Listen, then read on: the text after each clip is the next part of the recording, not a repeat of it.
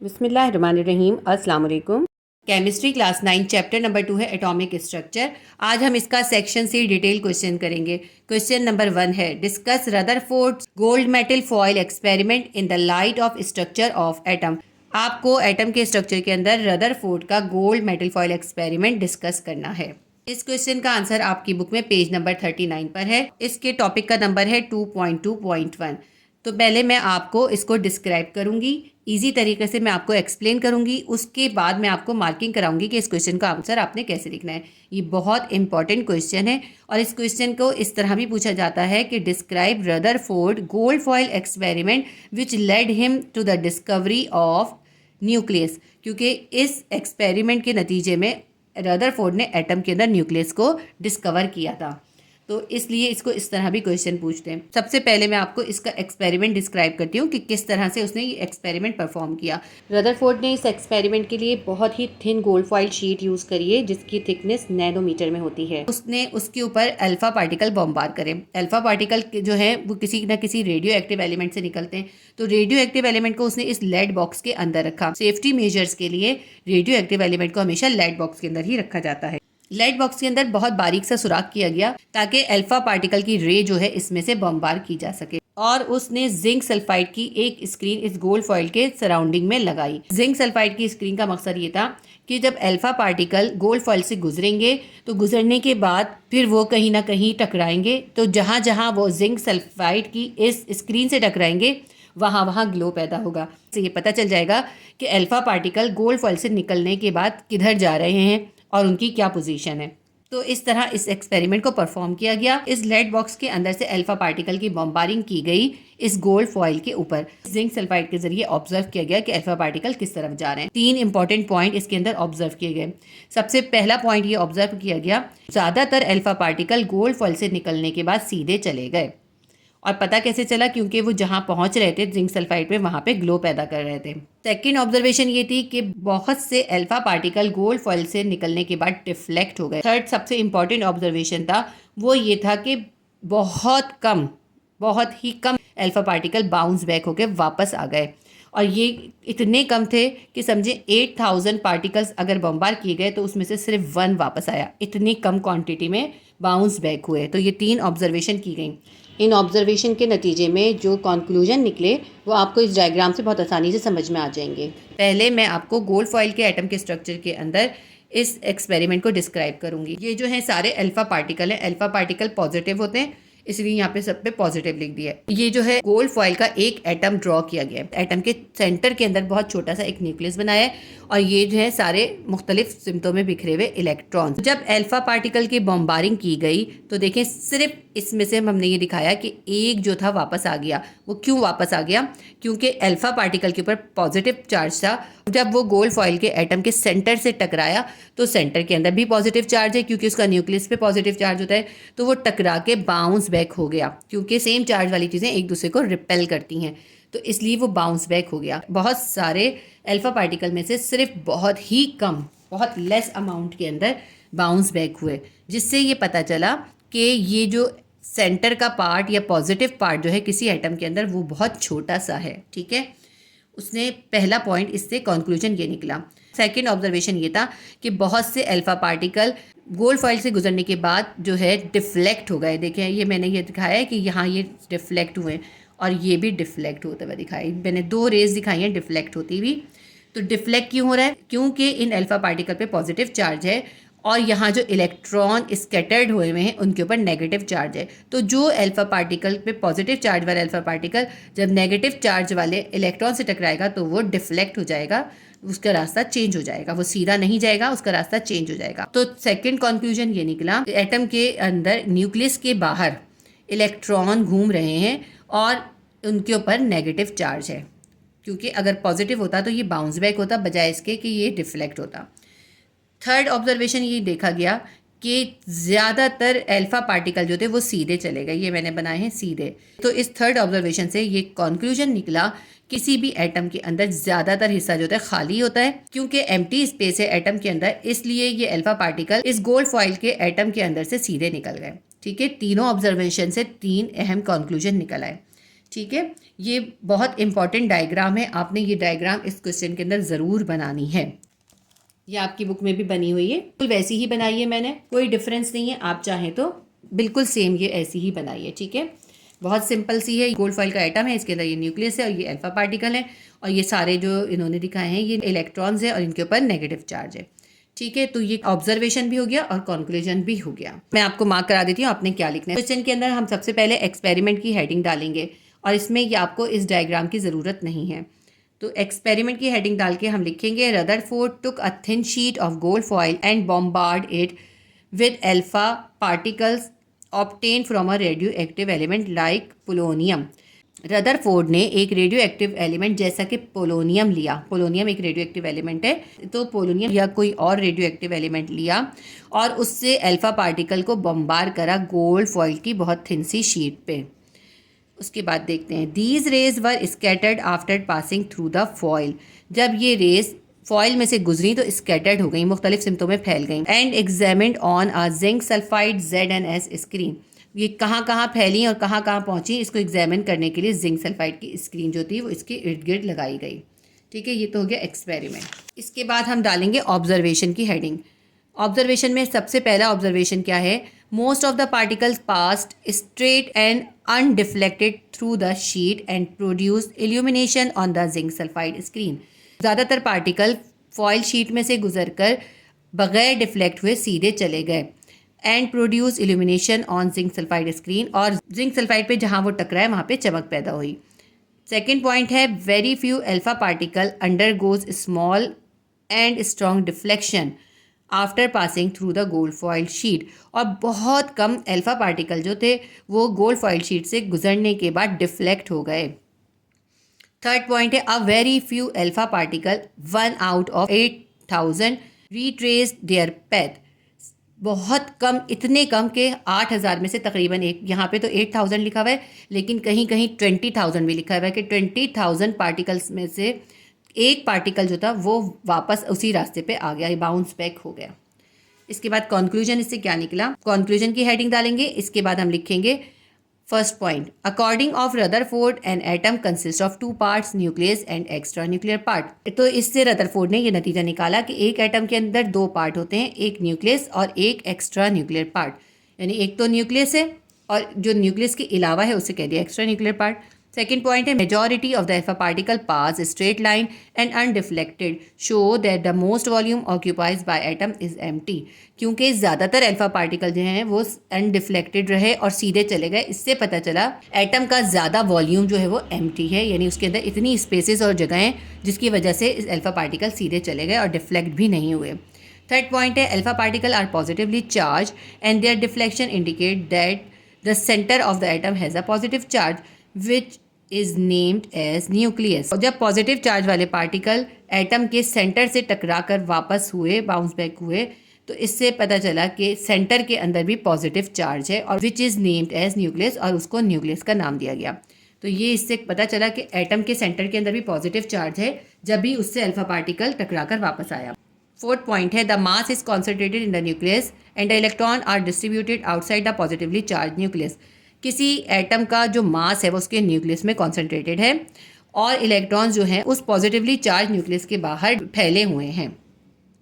Fifth point है the electrons are revolving around the nucleus in extra nuclear part called orbit. Fifth point है कि electrons जो है nucleus के बाहर जितना भी एक्स्ट्रा न्यूक्लियर पार्ट है उसके अंदर घूम रहे हैं और उनको नाम दिया ऑर्बिट। तो आपने ये वाली डायग्राम भी इसके अंदर ज़रूर बनानी है।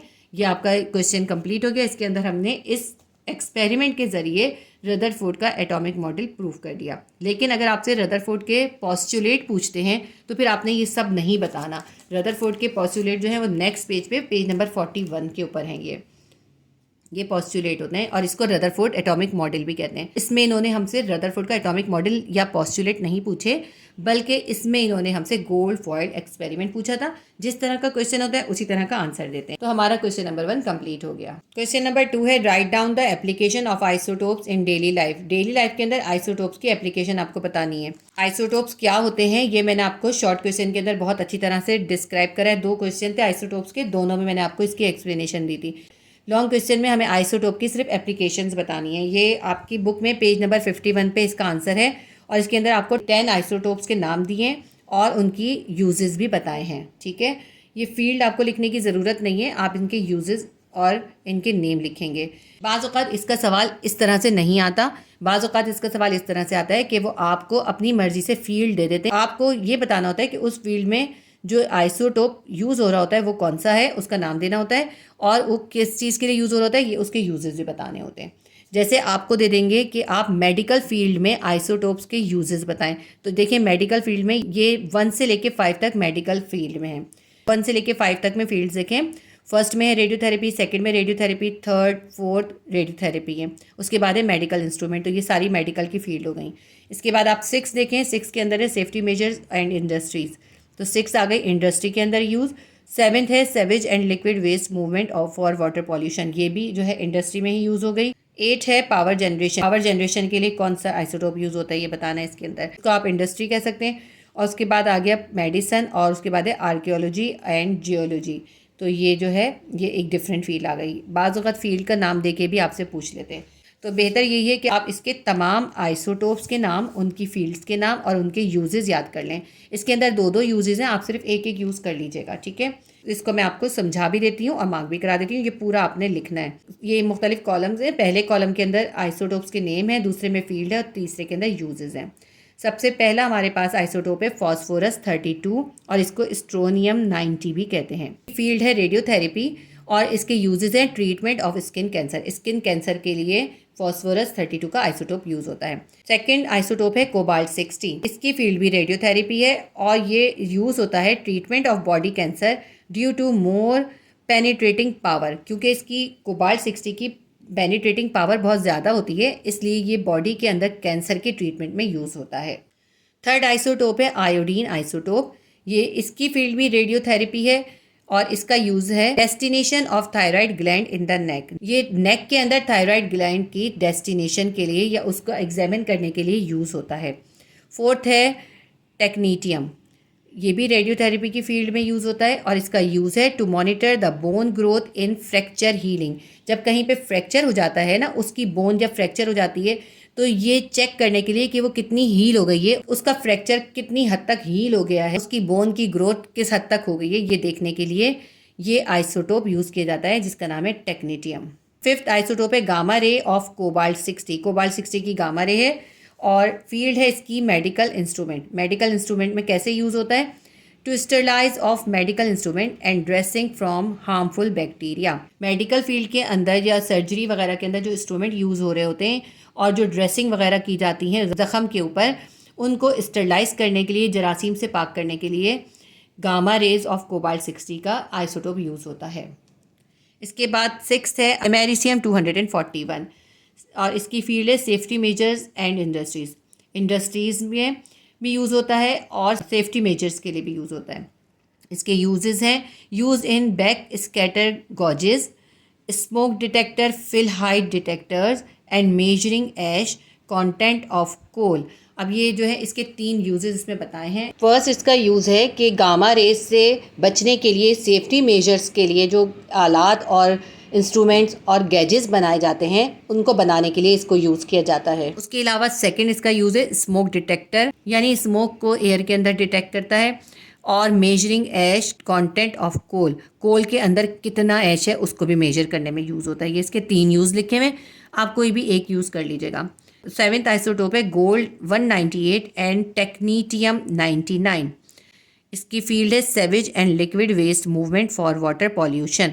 तो अब हम इसको देखते हैं इसका क्या यूज़ लिखा, tracing factory waste causing ocean pollution, तो जब फैक्ट्री से वेस्ट निकल रहा होता है तो उसको इस आइसोटोप के ज़रिए चेक किया जाता है कि इससे कितना पॉल्यूशन हो सकता है। सेकंड इसका लिखा हुआ है tracing sand movement in reverse and ocean, oceans और रिवर्स के अंदर जो सैंड की मूवमेंट होती है उसको भी ट्रेस करते हैं इससे। नंबर 8 रेडियो आइसोटोप है यूरेनियम 235, ये पावर जनरेशन में यूज़ होता है, जब जहाँ बिजली बनाई जा रही होती है वहाँ पे यूरेनियम यूज़ किया जाता है। यूज़ हम लिखेंगे conversion of water energy from steam to generate electricity. Uranium के ऊपर न्यूट्रॉन की बॉम्बारिंग की जाती है, जिसकी वजह से यूरेनियम स्प्लिट होता है और उसके अंदर से बहुत सारे न्यूट्रॉन निकलते हैं और इस तरह जो है फिजन रिएक्शन शुरू होता है। उस फिजन रिएक्शन की वजह से बहुत ज़्यादा हीट पैदा होती है, जिसकी वजह से वाटर स्टीम बनती है और उस स्टीम के ज़रिए बड़े बड़े टरबाइन चलाकर इलेक्ट्रिसिटी जनरेट की जाती है।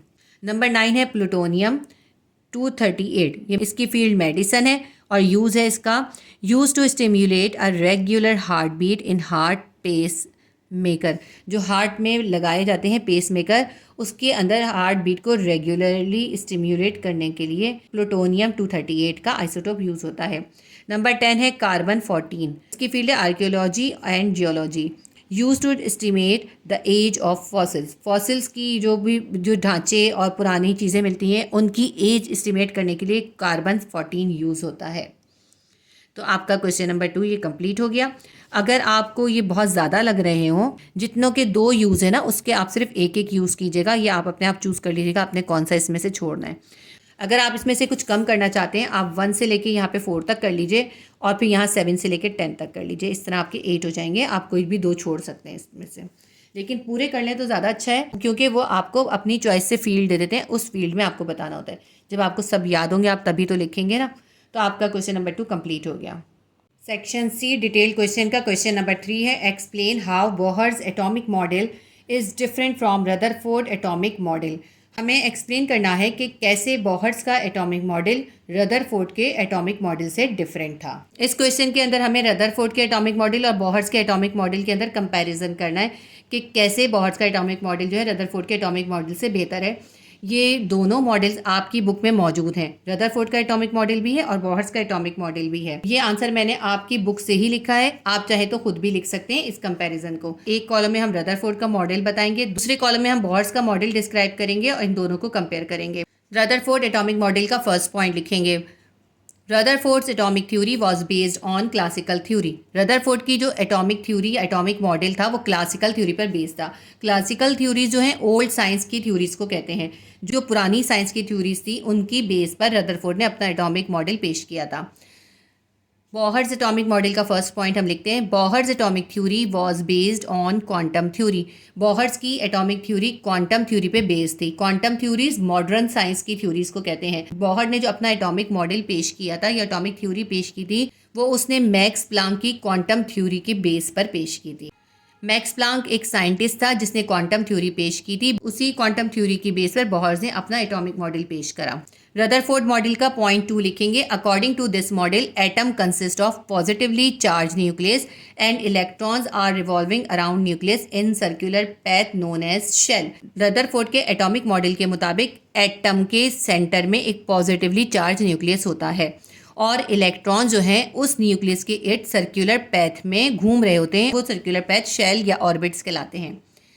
बोहर्स एटॉमिक मॉडल का सेकंड पॉइंट लिखेंगे, according to Bohr's theory electrons revolve around the nucleus in fixed orbit of fixed energy.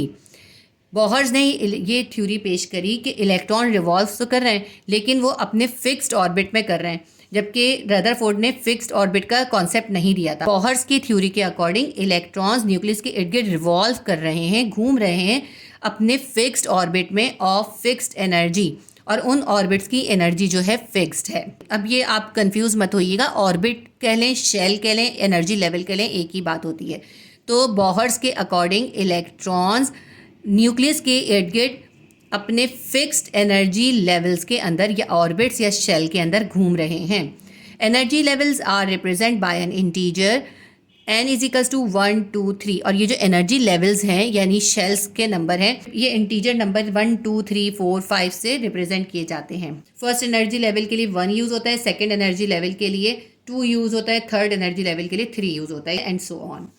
Third point हम लिखेंगे, the electrons revolves continuously in circular path and emit energy continuously। Rutherford की atomic theory के according electrons continuously circular path में move करते रहते हैं और continuously energy भी इमिट करते रहते हैं। बोहर्स मॉडल का फोर्थ पॉइंट है, electrons are revolving in particular orbits on ground state.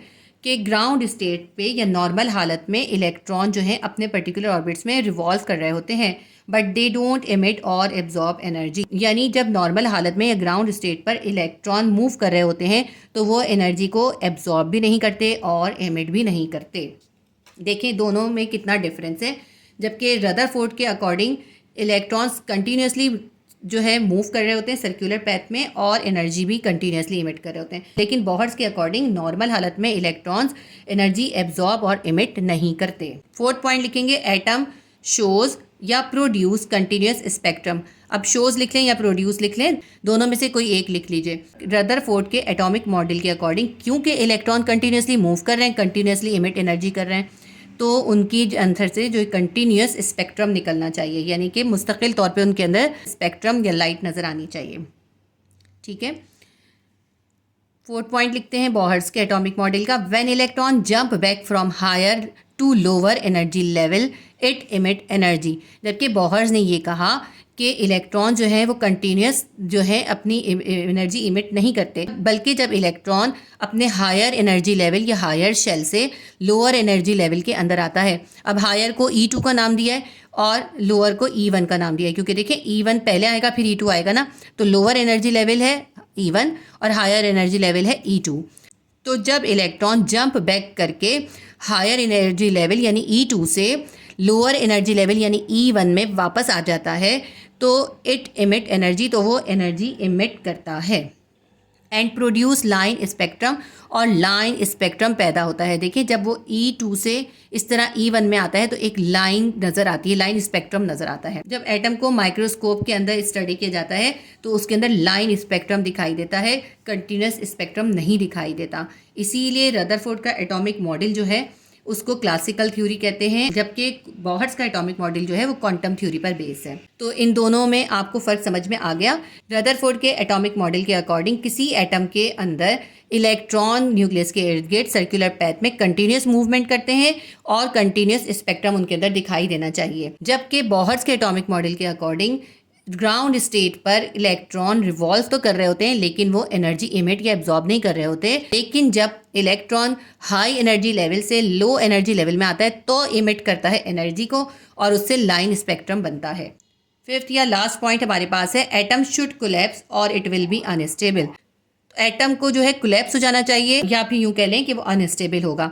तो रदरफोर्ड के एटॉमिक मॉडल के अंदर यही डिफेक्ट था कि उसने ये कहा कि इलेक्ट्रॉन कंटिन्यूसली मूव कर रहे हैं और मूव करते हुए कंटिन्यूसली एनर्जी इमिट कर रहे हैं। तो अगर वो कंटिन्यूसली इमिट करते रहेंगे एनर्जी तो उनकी एनर्जी कम होती जाएगी और वो न्यूक्लियस में गिर जाएंगे और एटम जो है वो अनस्टेबल हो जाएगा। अगर कंटिन्यूस स्पेक्ट्रम होता रहेगा तो फिर एटम भी अनस्टेबल होगा। जबकि बोहर्स के एटॉमिक मॉडल के according atom should exist and will be stable. Atom जो है वो एग्जिस्ट भी करेगा और वो स्टेबल होगा, क्योंकि बोहर्स ने ये कहा कि ग्राउंड स्टेट पे या नॉर्मल हालत में इलेक्ट्रॉन्स इमिट नहीं करते, एनर्जी नहीं एब्जॉर्ब करते हैं, इसीलिए एटम भी स्टेबल होता है और वो एग्जिस्ट करता है। ये मैंने आपको कंपैरिजन इजी वर्ड्स में लिख कर समझा दिया, इससे आपको दोनों थ्योरीज समझ में आ गई। अच्छा, एक बहुत इंपॉर्टेंट बात मैं आपको बताऊं कि ये जो बोहर्स का एटॉमिक मॉडल है ये बहुत इंपॉर्टेंट है। आपकी बुक में लॉन्ग क्वेश्चंस के अंदर बोहर्स एटॉमिक मॉडल नहीं है, लेकिन Bohr's atomic model final board exam में आता है। इसलिए आपने जो आपकी बुक में पूरा बोहर्स का एटॉमिक मॉडल के जितने भी पॉइंट्स हैं आपने वो तमाम पॉइंट्स करने हैं। ठीक है, ये पॉइंट्स मैंने उसी में से लिखे हैं। आप जब ये कर लेंगे तो वो पॉइंट्स करना भी बहुत आसान होंगे। आपने बोहर्स का एटॉमिक मॉडल लाजमी तौर पे करना है, लेकिन ये भी एक इम्पॉर्टेंट क्वेश्चन है, क्योंकि देखिए अगर आपने दोनों मॉडल्स किए हुए तब भी आपके लिए इस क्वेश्चन को इस तरह लिखना आसान नहीं है। ठीक है, आप इसको इसी तरह कर लीजिए और इन दोनों मॉडल्स को अलग अलग भी याद कर लीजिए। ये हमारा क्वेश्चन नंबर 3 कंप्लीट हो गया। क्वेश्चन नंबर 4 है, prove that modern theory of de Broglie is related with Einstein and Planck's equation. De Broglie की थ्योरीज में आपको डिस्क्राइब करनी है और उसका रिलेशन बताना है आइंस्टाइन और प्लैंक्स की इक्वेशन के साथ। बेसिकली आपको इसमें डी ब्रोगली का हाइपोथेसिस ही बताना है, लेकिन आपको उसका रिलेशन भी प्रूव करना है मैक्स प्लैंक की क्वांटम थ्योरी से और आइंस्टाइन के मास एनर्जी रिलेशनशिप की थ्योरी से। इसके अंदर सबसे पहले आप मैक्स प्लैंक की क्वांटम थ्योरी बताएं, फिर आइंस्टाइन की मास और एनर्जी के रिलेशन की थ्योरी बताएंगे, उसके बाद आप डी ब्रोगली का हाइपोथेसिस बताएंगे। ठीक है, ये मैंने आपकी बुक से ही लिखा है, कहीं और से नहीं लिखा, सिर्फ इसके अंदर हेडिंग्स डाल के इसको सेपरेट किया है। सबसे पहले हेडिंग डालेंगे हम max Planck quantum theory. In 1900 max Planck proposed quantum nature of radiations and energy in a photon wave E is equals to hv as quantum theory। 1900 में मैक्स प्लांक ने अपनी क्वांटम थ्योरी प्रपोज करी। उस quantum theory के according कोई भी radiations या energy जो होती है उसकी नेचर जो है फोटोन वेव की होती है। यानी अगर किसी चीज़ से एनर्जी या कोई रेडिएशंस इमिट हो रही होती हैं उनकी नेचर जो होती है फोटोन वेव की होती है। फोटोन क्या होते हैं? फोटोन जो है एनर्जी के पैकेट्स होते हैं। तो अगर हम सिंपल करके कहें तो मैक्स प्लांक की थ्योरी के अकॉर्डिंग कोई भी एनर्जी या रेडिएशन जो होती है वो फोटोन यानी एनर्जी पैकेट की शक्ल में होती है। उसके लिए उसने इक्वेशन लिखी E is equals to H V. इसमें H जो है प्लांक का कांस्टेंट है, V वेलोसिटी ऑफ लाइट है और E एनर्जी है।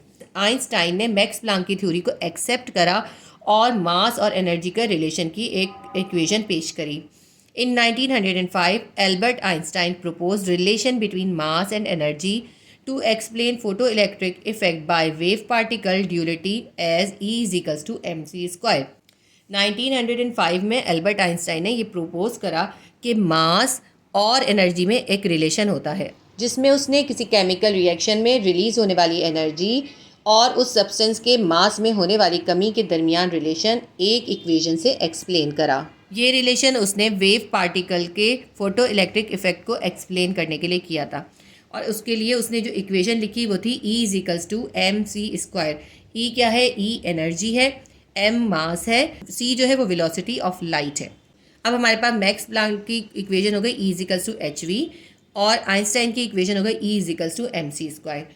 इसके बाद जो है डी ब्रॉगली ने इन दोनों की थ्योरीज को एक्सटेंड करा। इसके बाद हम लिखेंगे de Broglie hypothesis. In 1923 Louis de Broglie extend the wave particle duality to electron. Louis de Broglie ने 1923 के अंदर पार्टिकल की ड्यूलिटी को एक्सटेंड कर दिया इलेक्ट्रॉन पर। उसने ये कहा कि जिस तरह पार्टिकल की ड्यूल नेचर होती है, पार्टिकल कभी एज फोटोन बिहेव करते हैं और कभी वेव की तरह बिहेव करते हैं, इसी तरह ये फिनोमिना इलेक्ट्रॉन के ऊपर भी अप्लाई होता है। And propose a hypothesis. इस चीज़ को बेस बना के उसने एक हाइपोथेसिस पेश किया that all matter has particles. तमाम मैटर्स में पार्टिकल होते हैं as well as wave nature at the sub microscopic level. और पार्टिकल होने के साथ साथ मैटर जो है वेव नेचर भी शो करता है अगर उसको माइक्रोस्कोपिक लेवल पे देखा जाए। आइंस्टाइन ने तो ये प्रपोज किया था कि वेव्स की जो होती है ड्यूल नेचर होती है, यानी वेव्स की तरह भी बिहेव करती हैं वेव और उनकी पार्टिकल नेचर भी होती है, इसलिए उनको कहते हैं ड्यूल नेचर होती है। लेकिन डी ब्रॉगली ने ये कहा कि तमाम मैटर्स की ड्यूल नेचर होती है, वो उनके अंदर पार्टिकल्स भी होते हैं और वो उनकी वेव नेचर भी होती है। यानी उसने कहा ये जो थ्योरी है आइंस्टाइन की ये तमाम मैटर्स पे अप्लाई होती है। So de Broglie combine the Einstein and Planck's equation. De Broglie ने आइंस्टाइन और प्लांक की इक्वेशंस को कंबाइन कर दिया। ठीक है, यहाँ तक आप लिखेंगे, उसके बाद आप इसकी इक्वेशन ड्राइव करेंगे नीचे से ही, लेकिन यहाँ स्पेस कम है इसलिए मैंने नेक्स्ट पेज पे करी है। डी ब्रॉगली हाइपोथेसिस डेरिवेशन करेंगे अब हम कि उसने किस तरह से आइंस्टाइन और प्लांक की इक्वेशन को कंबाइन किया था। सबसे पहले हम लिखते थे आइंस्टाइन इक्वेशन क्या है? E is equals to M C square. यहाँ जो है E is energy, M is mass and C is the speed of light. फिर हम लिखते हैं प्लांक इक्वेशन। प्लांक इक्वेशन है E is equals to H V. E जो है एनर्जी है, H है प्लांक्स का कांस्टेंट और V फ्रीक्वेंसी ऑफ लाइट है। De Broglie combine Einstein and Planck's equation. इन दोनों इक्वेशंस को डी ब्रॉगली ने कंबाइन कर दिया। अब देखें E एम सी स्क्वायर के भी बराबर है और E एच वी के भी बराबर है। इसका मतलब है M C square H V के बराबर हो जाएगा, इसलिए हम लिखेंगे M C square is equals to H V. क्योंकि E इन दोनों के बराबर था इसलिए ये दोनों बराबर हैं, तो हमने लिखा M C square is equals to H V. ठीक है, ये आ गया हमारा M C square is equals to H V. अब एम सी स्क्वायर जो है एच वी के बराबर है। वी किसके बराबर होता है? V is equals to C upon lambda. V की वैल्यू क्या होती है? C upon lambda. तो वी की जगह हमने लिख दिया सी अपॉन लेमडा। अब हमारी इक्वेशन बन गई M C square is equals to H C upon lambda. इसकी वैल्यू हमने यहाँ पे पुट कर दी सी अपॉन लेमडा। अब ये लेमडा यहाँ डिवाइड हो रहा है, इधर ले जाते हैं हम, लेमडा को इधर ले जाते हैं और एम सी स्क्वायर को इधर ले आते हैं। ठीक है, लेमडा इधर आ जाएगा हमारे पास। लेमडा को हम इक्वल के इस साइड पे ले आए और एम सी स्क्वायर को इक्वल के दूसरे साइड पे ले आए। Lambda will be equals to H C upon ये एम सी स्क्वायर जो है लेमडा की जगह पे आ गया एम सी स्क्वायर। अब यहाँ पे सी पे स्क्वायर है, यहाँ सिंगल सी है, एक सी से एक सी कट जाएगा, हमारे पास आ जाएगा lambda is equals to H upon, ये सी जो है इस एक सी से कट गया, तो नीचे हमारे पास है एम और एक सी बचा हुआ है, क्योंकि एक सी ऊपर वाले सी से सिंप्लीफाई हो गया। अब हमारे पास इक्वेशन बन गई lambda is equals to H upon M C. P is equals to, P होता है मोमेंटम, मोमेंटम बराबर होता है एम वी के, और एम वी क्या है, मास मल्टीप्लाई बाय वेलोसिटी, और हम ऐसे भी लिख सकते हैं P is equals to M C. C भी क्या होती है, वेलोसिटी ऑफ लाइट होती है। एम सी और एम वी एक ही चीज़ है, तो यहाँ एम सी किसके बराबर हो जाएगा, पी के बराबर हो जाएगा, क्योंकि मोमेंटम किसके बराबर है, मोमेंटम बराबर है एम सी के, और एम सी का मतलब क्या है, एम वी। सी भी वेलोसिटी ऑफ लाइट है और वी भी वेलोसिटी ऑफ लाइट है। एच अपॉन एम सी की जगह पे हम क्या लिख देंगे, पी लिख देंगे, ठीक है, एच अपॉन पी बन गया। Lambda is equals to H upon P. ये हमारी डी ब्रॉगली हाइपोथेसिस की इक्वेशन ड्राइव हो गई। उसके बाद जो है आप डी ब्रॉगली का हाइपोथेसिस थोड़ा सा और आगे भी लिखेंगे। डी ब्रॉगली के हाइपोथेसिस में आप अगर चाहें तो ये पैराग्राफ भी ऐड कर सकते हैं, ये आपकी बुक के अंदर ही है, डी ब्रॉगली के टॉपिक के अंदर लास्ट पैराग्राफ है, ये भी आप इसके अंदर ऐड कर लें तो ये लॉन्ग क्वेश्चन आपका बहुत अच्छा हो जाएगा, क्योंकि ये लॉन्ग क्वेश्चन है। अगर शॉर्ट में आए तो सिर्फ इतना ही लिखना काफ़ी है, लेकिन अगर लॉन्ग में आए तो हमें थोड़ा सा इसको एक्सप्लेन करना है। डी ब्रॉगली के हाइपोथेसिस को मजीद इसमें एक्सप्लेन करते हैं। According to the de Broglie, a light और any wave exhibit the properties of a particle. De Broglie के अकॉर्डिंग लाइट हो या कोई भी वेव हो, वो पार्टिकल की प्रॉपर्टीज़ भी एग्जिबिट करती हैं, यानी वेव के साथ साथ उनमें पार्टिकल की प्रॉपर्टीज़ भी होती हैं। Similarly a particle should also exhibit the property of wave. बिल्कुल इसी तरह कोई भी पार्टिकल जो है वो भी वेव की प्रॉपर्टीज़ भी एग्जिबिट करता है। And those two are interchangeable, और ये दोनों प्रॉपर्टीज़ जो हैं इंटरचेंजेबल होती हैं। कोई पार्टिकल कभी पार्टिकल की प्रॉपर्टीज़ एग्जिबिट करता है और कभी वेव प्रॉपर्टीज़ एग्जिबिट करेगा। हमने डी ब्रॉगली के हाइपोथेसिस का रिलेशन मैक्स प्लांक की क्वांटम थ्योरी और आइंस्टाइन की थ्योरी के साथ प्रूफ कर दिया। हमारा क्वेश्चन नंबर 4 कंप्लीट हो गया। क्वेश्चन नंबर 5 है, how are cathode rays produced, what are their major characteristics. Cathode rays किस तरह प्रोड्यूस हुई, ये आपको एक्सपेरिमेंट बताना है और उनके मेजर कैरेक्टरिस्टिक्स भी बताने हैं। इस क्वेश्चन का आंसर आपकी बुक में पेज नंबर 35 पर है। पेज नंबर 35 पे ये जो डिस्कवरी ऑफ इलेक्ट्रॉन का एक्सपेरिमेंट है, यही हम इसके अंदर बताएंगे, क्योंकि इस एक्सपेरिमेंट में कैथोड रेज की डिस्कवरी हुई थी। क्योंकि ये रेस कैथोड से निकल रही थी, इसलिए इनको कैथोड रेस का नाम दिया गया था। पहले मैं आपको शॉर्टली इसका पूरा एक्सपेरिमेंट समझाती थी, फिर मैं आपको बताऊंगी आपने इसको किस तरह से लिखना है। ये एक्सपेरिमेंट जो है ये जे थॉमसन और विलियम क्रूक्स ने कंडक्ट किया था। इसके लिए उन्होंने ये डिस्चार्ज ट्यूब इस्तेमाल करी, जो कि ग्लास की थी। ये ग्लास की डिस्चार्ज ट्यूब है, इसके अंदर 2 इलेक्ट्रोड्स फिटेड हैं और इन दोनों इलेक्ट्रोड्स को हाई वोल्टेज की सोर्स के साथ कनेक्ट करा। एक इलेक्ट्रोड को वोल्टेज सोर्स के पॉजिटिव टर्मिनल से कनेक्ट करा और दूसरे इलेक्ट्रोड को वोल्टेज सोर्स के नेगेटिव टर्मिनल से कनेक्ट करा। तो जिसको पॉजिटिव से कनेक्ट करा वो एनोड बन गया, जिसको नेगेटिव से कनेक्ट करा वो कैथोड हो गया। डिस्चार्ज ट्यूब के अंदर जो एयर है उसको एवेक्यूएट कर दिया है, इसके लिए ये वैक्यूम पंप यूज़ करा है। इसके अंदर से ज़्यादातर हवा निकाल ली गई है और इसके अंदर हवा जो होती है वो बहुत लो प्रेशर पे होती है। जब ये दोनों इलेक्ट्रोड हाई वोल्टेज की सोर्स के साथ कनेक्ट हो जाते हैं और इलेक्ट्रिसिटी कंडक्ट होने लगती है, तो ये ऑब्जर्व किया जाता है कि कैथोड से ब्लूइश स्ट्राइक्स निकलती हैं लाइट की, यानी ब्लूइश कलर की लाइट की रेज निकलती हैं और वो रेज जो है स्ट्रेट जाती हैं एनोड की तरफ और ये डिस्चार्ज ट्यूब की ऑपोजिट साइड के ऊपर ग्लो क्रिएट करती हैं। ठीक है, इसमें दिखा है कि इसमें ग्रीन ग्लो क्रिएट होगा। इस एक्सपेरिमेंट से ये पता चला कि कैथोड से कुछ खास रेज निकल रही हैं। ये रेज क्योंकि पॉजिटिव टर्मिनल की तरफ जा रही हैं, इसलिए पता चला कि इनके ऊपर नेगेटिव चार्ज है, और क्योंकि ये कैथोड से ओरिजिनेट हो रही थी इसलिए इनको कैथोड रेज का नाम दिया गया। और क्योंकि ये पॉजिटिव टर्मिनल की तरफ जा रही थी, हमेशा नेगेटिव पॉजिटिव की तरफ अट्रैक्ट होता है, इससे ये मालूम हुआ कि इनके ऊपर नेगेटिव चार्ज है और इन पार्टिकल्स को इलेक्ट्रॉन्स का नाम दिया गया। इस तरह कैथोड रेज की डिस्कवरी हुई। अब आप इसको लिखेंगे कैसे, तो सबसे पहले आप हेडिंग डालेंगे डिस्कवरी ऑफ कैथोड रेज। आप डिस्कवरी ऑफ इलेक्ट्रॉन नहीं लिखेंगे, जैसे क्वेश्चन होता है वैसे ही हमें उसको प्रेजेंट करना पड़ता है।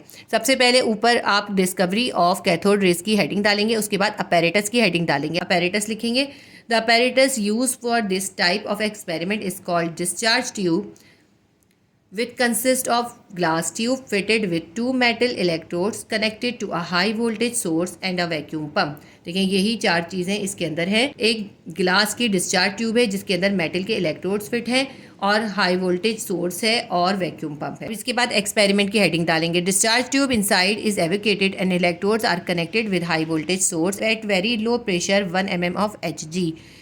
तो ग्लास ट्यूब के अंदर से हवा को निकाल दिया गया है और इलेक्ट्रोड्स को कनेक्ट कर दिया हाई वोल्टेज सोर्स से, और डिस्चार्ज ट्यूब के अंदर जो प्रेशर है वो बहुत लो प्रेशर है। When the high voltage current start passing between electrodes, as a result, a streak of bluish light originate and travel in a straight line from cathode negative to anode positive electrode. जब electrodes के दरमियान में high voltage current pass होने लगा तो उसके नतीजे में एक ब्लूइश लाइट जो है वो कैथोड से निकली और वो रेस जो है सीधी ट्रेवल करती हुई, स्ट्रेट ट्रेवल करती हुई नेगेटिव से, कैथोड से या नेगेटिव टर्मिनल से पॉजिटिव यानी एनोड की तरफ गई, which cause glow on the wall of opposite side. और ये जो डिस्चार्ज ट्यूब की अपोजिट साइड की वॉल थी उसके ऊपर उन्होंने ग्लो क्रिएट करा। These rays are called cathode rays. ये हो गई कैथोड रेज की डिस्कवरी। ठीक है, ये हमने एक्सपेरिमेंट भी लिख दिया। बाद हम इसका कंक्लूजन लिखेंगे। J Thomson justified that these raise were deflected towards positive plate in electric और मैग्नेटिक फील्ड। जे थॉमसन ने जस्टिफाई करा कि क्योंकि ये रेज जो हैं पॉजिटिव प्लेट की तरफ डिफ्लेक्ट हो रही हैं, अगर इलेक्ट्रिक फील्ड हो या मैग्नेटिक फील्ड हो, दोनों में। It shows that these rays possess negative charge. इससे पता चलता है कि इन रेज के ऊपर नेगेटिव चार्ज है क्योंकि ये इलेक्ट्रिक या मैग्नेटिक फील्ड के अंदर पॉजिटिव प्लेट की तरफ या पॉजिटिव टर्मिनल की तरफ डिफ्लेक्ट हो रही हैं।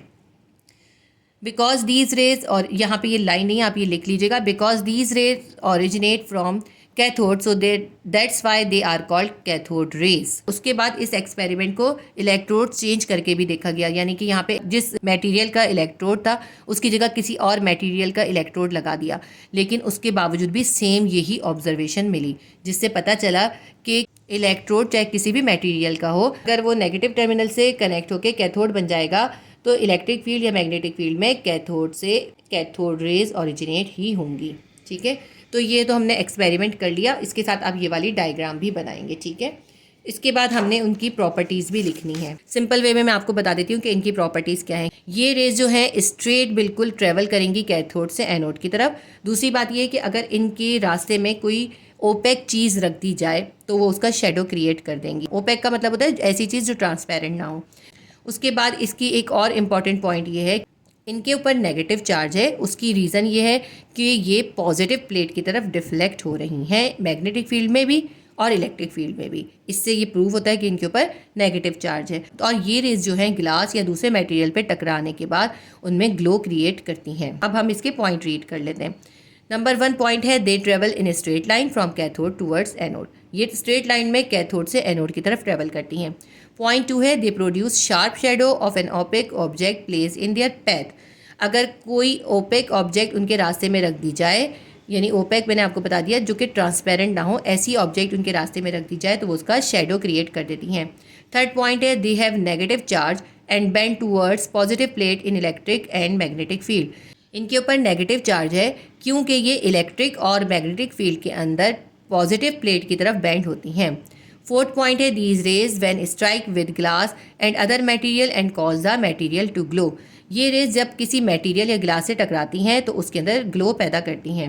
नंबर 5 है, द E/M यानी charge to mass ratio of cathode particle is 1.7588 into 10⁸ coulomb per gram. जो इसका E/M यानी मास और चार्ज का रेशो है वो 1.7588 इंटू 10⁸ कूलोम पर ग्राम है। This is same for all electrons. तकरीबन तमाम ही इलेक्ट्रॉन्स का यही चार्ज और मास का रेशो होता है। Regardless of any gas in discharge tube, अगर डिस्चार्ज ट्यूब के अंदर कोई और गैस भी यूज़ की जाए तब भी इन कैथोड रेस का E/M यानी चार्ज और मास का रेशो सेम ही रहता है। 6 पॉइंट है, they can produce mechanical pressure indicating they possess kinetic energy. ये मैकेनिकल प्रेशर भी डालती हैं क्योंकि इनके अंदर काइनेटिक एनर्जी होती है। तो ये हमारे पास प्रॉपर्टीज़ हो गई कैथोड रेस की। ये हमारा क्वेश्चन कंप्लीट हो गया। क्वेश्चन नंबर 6 है, describe the Schrodinger atomic model. Schrodinger atomic model आपकी बुक में पेज नंबर 44 पर है। In 1926, Erwin Schrödinger, an Austrian physicist, took the Bohr's atomic model one step forward. 1926 में एरविन श्रोडिंगर ने, जो कि एक ऑस्ट्रियन फिजिसिस्ट था, उसने बॉहर्स के एटॉमिक मॉडल को एक स्टेप आगे बढ़ाया, यानी उसके अंदर कुछ इम्प्रूवमेंट पेश करी।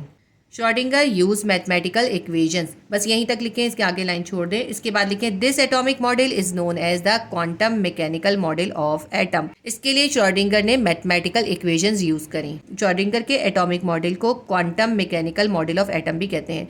बाज़ औक़ात क्वेश्चन के अंदर जब आ जाता है कि describe quantum mechanical model of atom, तो बच्चे कंफ्यूज हो जाते हैं। तो आपने ये याद रखना है कि श्रोडिंगर एटॉमिक मॉडल का दूसरा नाम quantum mechanical model of atom भी है। Schrodinger model is just an improvement of Bohr's atomic model. Schrodinger का जो मॉडल है वो असल में बॉहर्स के एटॉमिक मॉडल की इम्प्रूवमेंट है। जो बॉहर्स के एटॉमिक मॉडल में कुछ पॉइंट एक्सप्लेन नहीं हुए थे, उसने उनको एक्सप्लेन करा है। He took an atom of hydrogen because it has one proton and one electron. अपने मॉडल को उसने प्रूव करने के लिए हाइड्रोजन के एटम का इस्तेमाल करा, क्योंकि उसके अंदर एक प्रोटॉन और एक इलेक्ट्रॉन होता है, तो सबसे लाइट एटम होता है। He proved mathematically that electron can be found in different position around the nucleus and determined by the probability। तो उसने जो है मैथमेटिकली ये प्रूफ करा, न्यूक्लियस के इर्द गिर्द जो इलेक्ट्रॉन रिवॉल्व हो रहे होते हैं उनकी डिफरेंट पोजीशंस होती हैं। ये इसका इंट्रोडक्शन हो गया। इसके बाद हम इसके मेन पॉइंट लिखेंगे। श्रोडिंगर के एटॉमिक मॉडल का फर्स्ट पॉइंट लिखेंगे, the quantum mechanical model determine that electron can be find in various locations around the nucleus. Quantum mechanical model से हमें ये पता चला कि इलेक्ट्रॉन जो होते हैं न्यूक्लियस के इर्द गिर्द वेरियस मुख्तलिफ लोकेशंस के ऊपर होते हैं।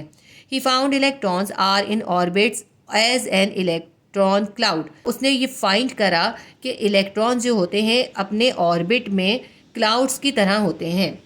सेकेंड पॉइंट लिखेंगे, each sub shell in an orbit have different shape which determine the presence of electron. तो इसमें इन्होंने कहा कि हर शेल के अंदर कुछ सब शेल होते हैं, ऑर्बिट में मौजूद ये सब शेल मुख्तलिफ शेप्स के होते हैं। उन सब शेल से इलेक्ट्रॉन की प्रेजेंस पता चलती है। थर्ड पॉइंट है, different sub shells of orbit are named as S, P, D and F with different shape as S is spherical and P is dumbbell shape. तो ये जो shell के अंदर उसने सब शेल्स डिस्कवर करे, उसने उनके नाम दिए एस, पी, डी और एफ, और ये नाम जो है उसने उनके शेप के हिसाब से दिए। तो जिस तरह की वो एंगुलर मूवमेंट कर रहे थे और जो उनकी एंगुलर मूवमेंट से शेप बन रहा था, उनके शेप्स के हिसाब से सब शेल्स को नाम दिए गए। जो सब शेल्स स्फेरिकल थे उनको एस का नाम दिया, और जो डम बेल शेप थे उनको पी का नाम दिया। फोर्थ पॉइंट है, the numbers and kind of atomic orbitals depends on the energy of shell. किसी शेल के अंदर कितने और कैसे ऑर्बिटल्स या सब शेल्स होंगे, ये डिपेंड करता है उस शेल की एनर्जी पर। यानी अगर बड़ा शेल होगा, यानी उसके पास अगर ज़्यादा इलेक्ट्रॉन होंगे, तो उसके अंदर ज़्यादा सब शेल होंगे। इसका मैं लास्ट पॉइंट एक बार और पढ़ लेती हूँ। The numbers and kind of atomic orbitals depends on the energy of shell. किसी एटम के अंदर कितने एटॉमिक ऑर्बिटल्स होंगे, ये डिपेंड करेगा उस शेल की एनर्जी के ऊपर। ये इसके मेन पॉस्टुलेट हो गए। इसके बाद हम इसका एंडिंग के लिए आखिर की 3 लाइंस लिखेंगे। According to quantum mechanical model, probability of finding an electron within certain volume of space surrounding the nucleus can be represent as a fuzzy cloud. तो ये कहते हैं कि क्वांटम मैकेनिकल मॉडल के अकॉर्डिंग इलेक्ट्रॉन्स जो होते हैं वो न्यूक्लियस के इर्द गिर्द एक फजी क्लाउड की तरह से होते हैं। ये हमारा क्वेश्चन नंबर 6 भी कंप्लीट हो गया। क्वेश्चन नंबर 7 है, describe briefly the experiments which provide clue and evidence of electron, proton and neutron in an atom. आपको वो एक्सपेरिमेंट्स बताने हैं जिनसे एटम के अंदर इलेक्ट्रॉन, प्रोटॉन और न्यूट्रॉन की मौजूदगी की एविडेंस या क्लू मिला। ये जो है एक एक्सपेरिमेंट नहीं है। इलेक्ट्रॉन, प्रोटॉन और न्यूट्रॉन जो है अलग अलग एक्सपेरिमेंट के ज़रिए डिस्कवर हुए थे और इनका टाइम पीरियड भी डिफरेंट था। तो आपको इनके तीनों के ही एक्सपेरिमेंट बताने होंगे। सबसे पहले हम डिस्कवरी ऑफ इलेक्ट्रॉन बताएंगे। ये आपकी बुक में पेज नंबर 35 पर है, और यहाँ से ये पूरा फर्स्ट पैराग्राफ लिखेंगे, ठीक है, द अपैरेटस से लेके कैथोड रेज तक। उसके बाद जो है सेकंड पैराग्राफ में जे थॉमसन से लेके नेम्ड इलेक्ट्रॉन्स तक, ठीक है, यहाँ तक लिखेंगे। डिस्कवरी ऑफ इलेक्ट्रॉन और डिस्कवरी ऑफ प्रोटॉन को मैं आपको इससे पहले भी बहुत अच्छी तरह एक्सप्लेन कर चुकी हूँ। अगर आप इसको समझना चाहते हैं तो केमिस्ट्री क्लास 9 की प्लेलिस्ट के अंदर इस चैप्टर की एक्सप्लेनेशन की वीडियो है, उसके अंदर से आप इसको समझ सकते हैं। सबसे पहले आप डिस्कवरी ऑफ इलेक्ट्रॉन की हेडिंग डालकर लिखेंगे, the electron was firstly discovered by J Thomson. उसके बाद एक्सपेरिमेंट की हेडिंग डालकर आप यहाँ से लिखेंगे the apparatus use for this type of experiment is called discharge tube which consist of glass tube fitted with 2 metal electrodes connected to a high voltage source and a vacuum pump. इसके लिए हमें जो सामान चाहिए वो एक discharge tube चाहिए जिसके अंदर मेटल के 2 इलेक्ट्रोड्स फिट होते हैं और इसके अंदर एक वैक्यूम पंप होता है और इनके दोनों इलेक्ट्रोड्स को हाई वोल्टेज सोर्स के साथ कनेक्ट किया जाता है। Discharge tube inside is evacuated and electrodes are connected with high voltage source at very low pressure 1 mm of Hg। Discharge tube के अंदर जो एयर होती है उसको एवोकेट कर दिया जाता है वैक्यूम पंप के ज़रिए और इसके अंदर बहुत कम प्रेशर की हवा जो है इसके अंदर रहने दी जाती है। When the high voltage current passing between electrodes as a result, a streak of bluish light originate and travel in straight line from cathode negative electrode to anode positive electrode। तो जैसे ही हाई वोल्टेज करंट की supply इसके अंदर start होती है तो हमें cathode से ब्लूइश कलर की लाइट ओरिजिनेट होती हुई नज़र आती है और ये रेज स्ट्रेट जाती हैं और ट्रेवल करती हुई एनोड या पॉजिटिव टर्मिनल की तरफ जाती हैं। क्योंकि ये पॉजिटिव की तरफ जा रही होती हैं इसलिए इससे ये कंफर्म होता है कि ये नेगेटिवली चार्ज हैं क्योंकि हमेशा नेगेटिव ही पॉजिटिव की तरफ डिफ्लेक्ट होता है। इसके बाद आगे हम लिखेंगे which cause glow at the wall of opposite end these rays are called cathode rays. ये जो रेज हैं ये सीधी जाने के बाद ग्लास ट्यूब की वॉल पर ग्लो क्रिएट करेंगी। तो इससे पता चला कि ये रेज जब किसी मटेरियल से टकराएंगी तो उसमें ग्लो पैदा करेंगी। इसके बाद जो है आप ये लिखेंगे lines J Thomson justified that these raise were deflected towards positive plate in electric and magnetic field which shows that these rays possess negative charge. Due to this negative charge particle was named electrons।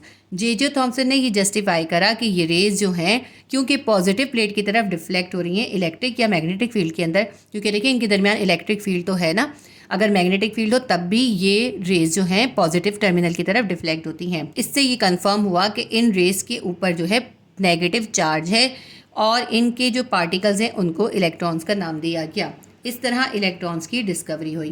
तो आप बस यहाँ तक ही लिख लीजिएगा। इसका आपको शुरू में इंट्रोडक्शन भी लिखना होगा।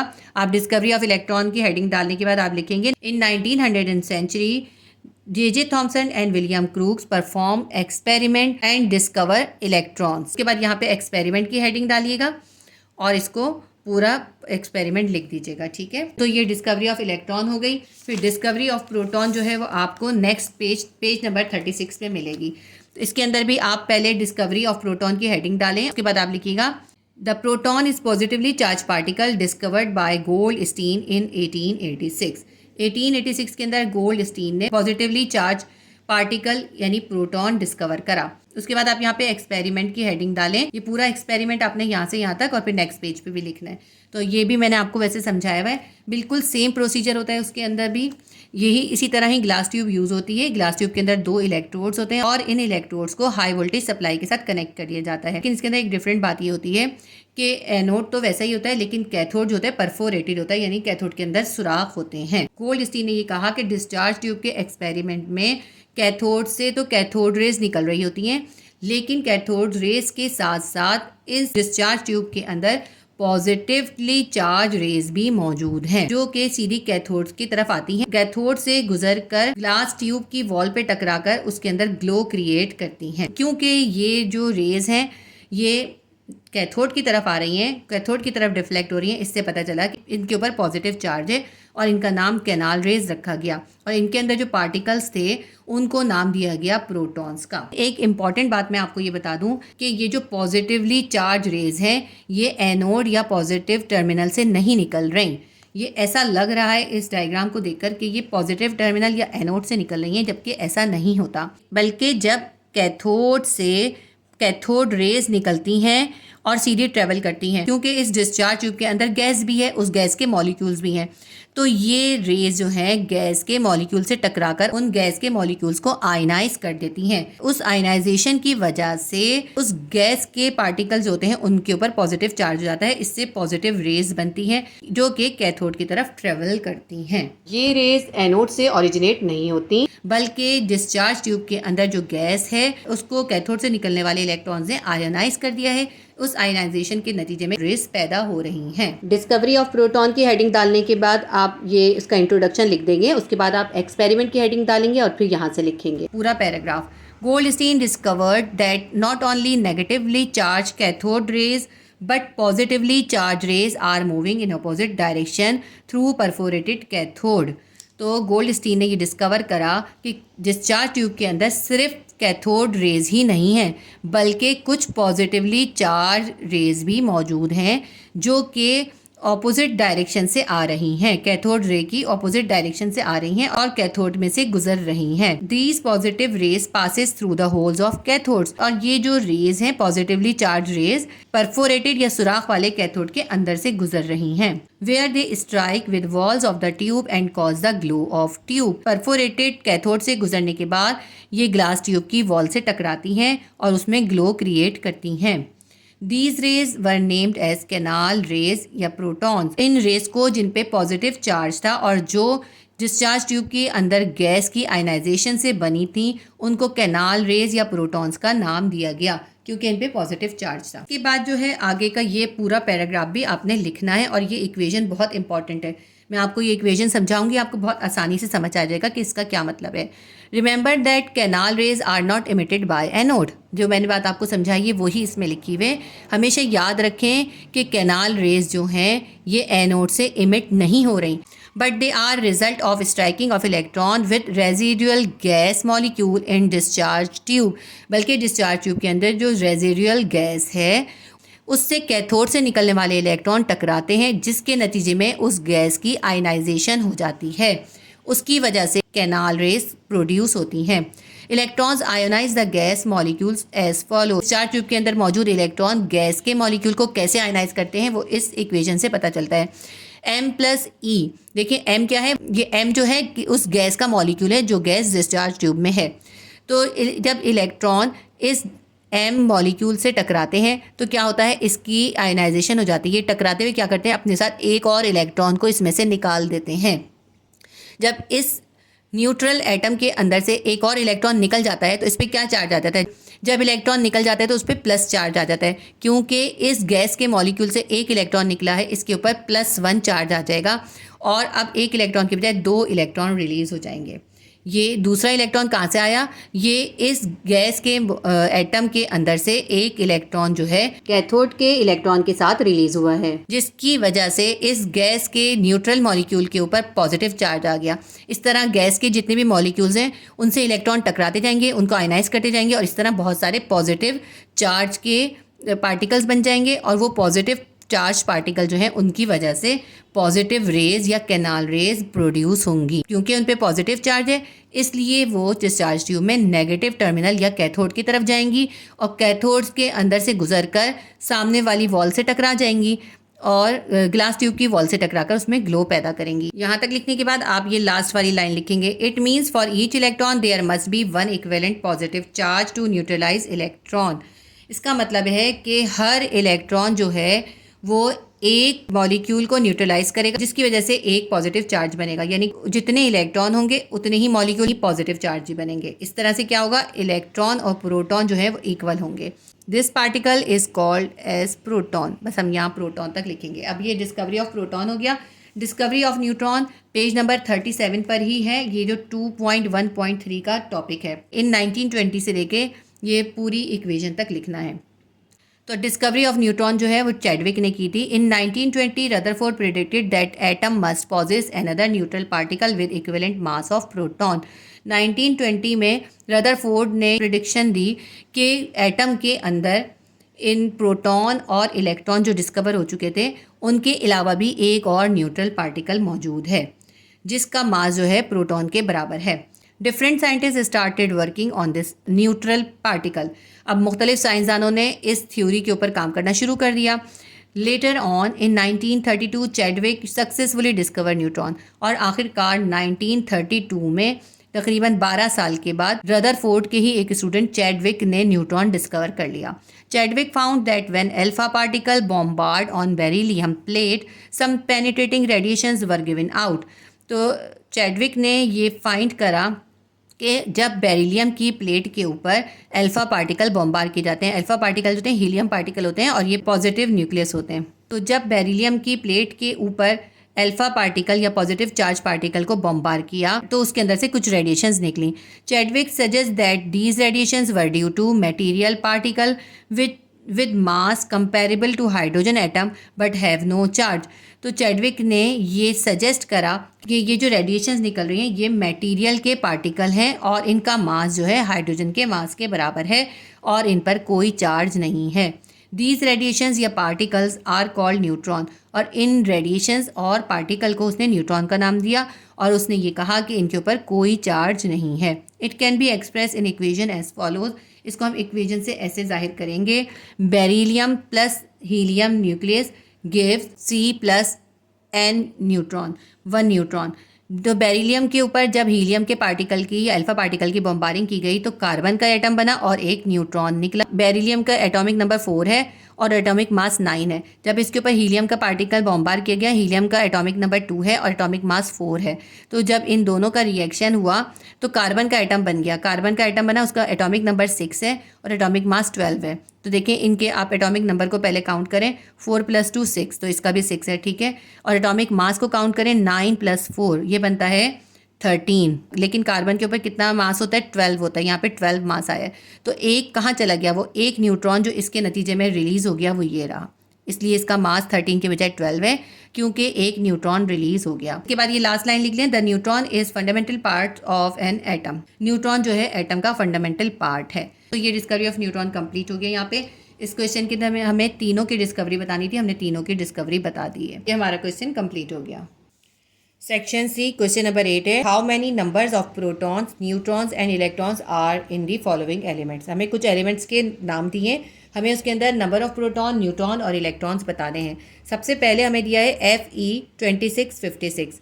तो Fe क्या है, आयरन है और ये 26 इसका एटॉमिक नंबर है और 56 उसका एटॉमिक मास है। एटॉमिक नंबर क्या होता है, एटॉमिक नंबर होता है Z, ठीक है। हम लिख लेते हैं एटॉमिक नंबर कितना है इसका, एटॉमिक नंबर एक तो हम उसको Z से डिनोट करते हैं, Z will be equals to 26। और एटॉमिक मास कितना है, एटॉमिक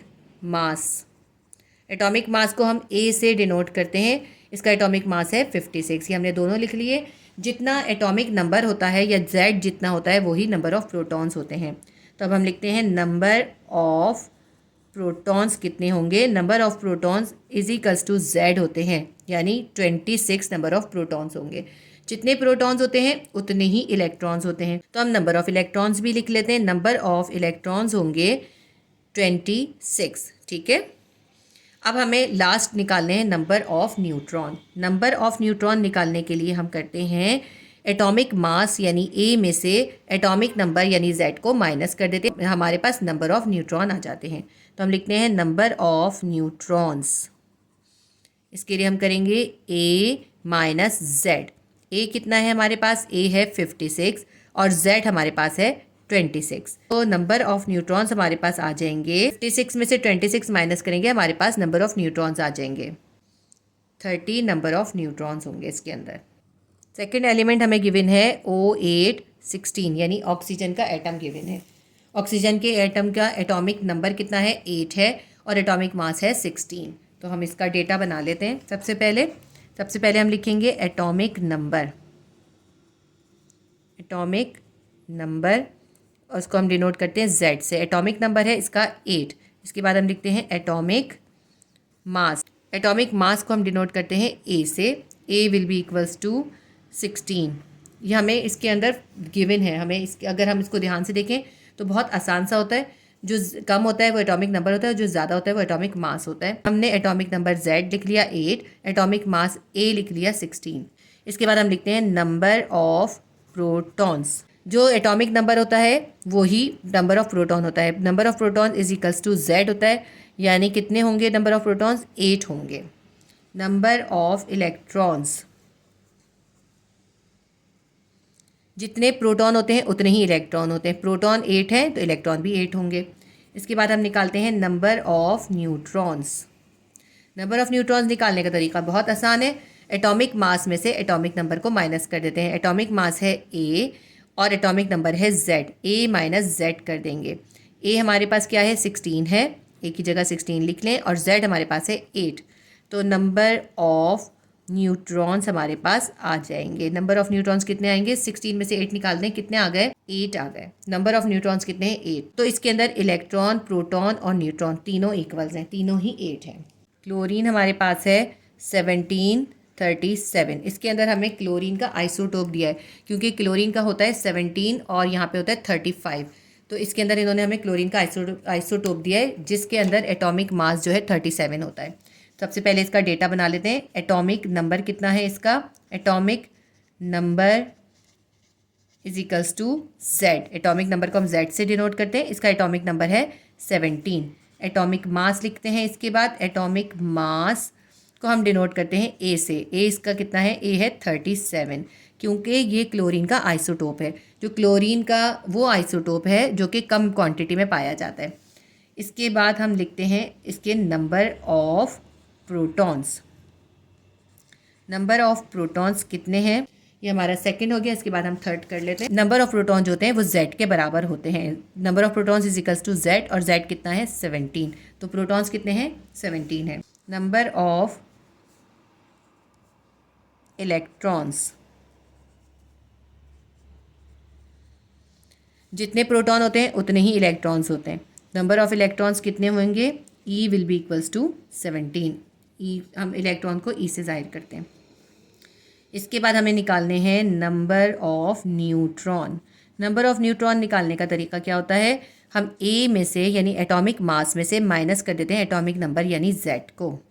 तो ए कितना है हमारे पास, ए है 37, और जेड कितना है, जेड है 17। तो नंबर ऑफ न्यूट्रॉन्स हमारे पास निकल आएंगे जब हम 37 में से 17 को माइनस कर देंगे,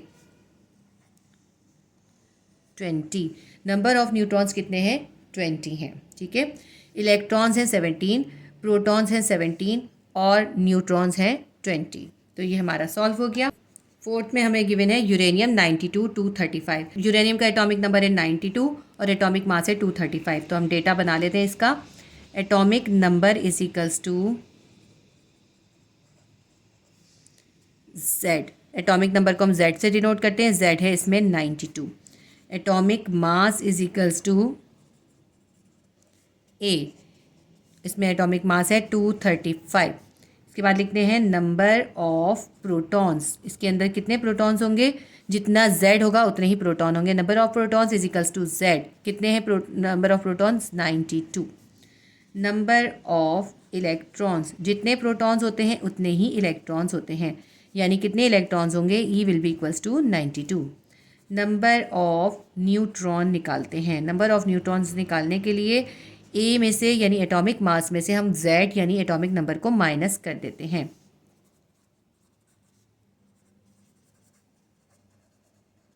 ए हमारे पास है 235 और जेड है हमारे पास 92। 235 में से 92 को माइनस कर देंगे, हमारे पास नंबर ऑफ न्यूट्रॉन्स आ जाएंगे। नंबर ऑफ न्यूट्रॉन्स आ जाएंगे 143। 235 में से 92 माइनस करा, हमारे पास आ गया 143। न्यूट्रॉन्स इसके अंदर हैं 143। इलेक्ट्रॉन्स हैं 92, प्रोटॉन्स हैं 92 और न्यूट्रॉन्स हैं 143। नंबर 5 हमारे पास है C614। ये भी कार्बन का आइसोटोप है, क्योंकि कार्बन का एटॉमिक नंबर 6 होता है लेकिन एटॉमिक मास होता है 12 होता है, लेकिन इसका एटॉमिक मास 14 है। इसका मतलब है ये कार्बन का आइसोटोप है। करेंगे हम इसको बिल्कुल सेम उसी मेथड से जैसे हमने क्लोरीन के आइसोटोप को किया था। सबसे पहले हम डेटा बनाते हैं, एटॉमिक मास लिखते हैं। एटॉमिक मास को हम ए से डिनोट करेंगे। Atomic mass is equals to A is equals to 14। इसके बाद हम लिख लेते हैं एटॉमिक नंबर। असल में मैंने पहले एटॉमिक मास लिख दिया, बाद में एटॉमिक नंबर लिखा, इससे कोई ख़ास फ़र्क पड़ता नहीं है, आप ऐसे भी लिख सकते हैं। एटॉमिक नंबर को हम जेड से डिनोट करते हैं। जेड इसके अंदर कितना है 6 है। इसके बाद हम लिखते हैं number of protons. Number of protons हम पी से जाहिर करते हैं। प्रोटॉन्स कितने हैं इसके अंदर, प्रोटॉन्स हैं जेड के बराबर होते हैं, यानी 6 ही प्रोटॉन्स हैं। इसके बाद हम लिखते हैं नंबर ऑफ इलेक्ट्रॉन्स। जितने प्रोटॉन्स होंगे उतने ही इलेक्ट्रॉन्स होंगे। इलेक्ट्रॉन को हम ई से जाहिर करते हैं। इलेक्ट्रॉन्स कितने हैं 6 हैं। इसके बाद हमने निकालने हैं number of neutrons. Number of neutrons हम उसी तरह से निकालेंगे, यानी एटॉमिक मास ए में से हम एटॉमिक नंबर Z को माइनस कर देंगे, इससे हमारे पास नंबर ऑफ न्यूट्रॉन्स आ जाएंगे। A हमारे पास है 14 और Z हमारे पास है 6। 14 में से 6 माइनस कर दें, कितना आ जाएगा आपके पास? 8 आंसर आ जाएगा। यानी नंबर ऑफ न्यूट्रॉन्स ये n इज इक्वल्स टू 8। तो हमारे पास प्रोटॉन भी 6 हैं, इलेक्ट्रॉन 6 हैं, लेकिन न्यूट्रॉन 8 हैं। ठीक है, तो ये हमारा क्वेश्चन नंबर 8 कंप्लीट हो गया। इसके साथ ही हमारे डिटेल क्वेश्चन के तमाम क्वेश्चन कंप्लीट हो गए। इसमें हमें 8 क्वेश्चन गिवन थे, हमने 8 क्वेश्चन कंप्लीट कर लिए। उम्मीद करती हूँ ये वीडियो आपके लिए हेल्पफुल रही होगी। अगर मेरी वीडियो से आपकी हेल्प हुई है तो प्लीज़ वीडियो को लाइक और शेयर भी कीजिएगा अपने फ्रेंड्स और अपने क्लासमेट्स के साथ। अगर चैनल पे फर्स्ट टाइम विजिट कर रहे हैं तो सब्सक्राइब कर लीजिए, ताकि इसी तरह की इन्फॉर्मेटिव वीडियोज़ की नोटिफिकेशन आपको मिलती रहे। अल्लाह हाफिज़।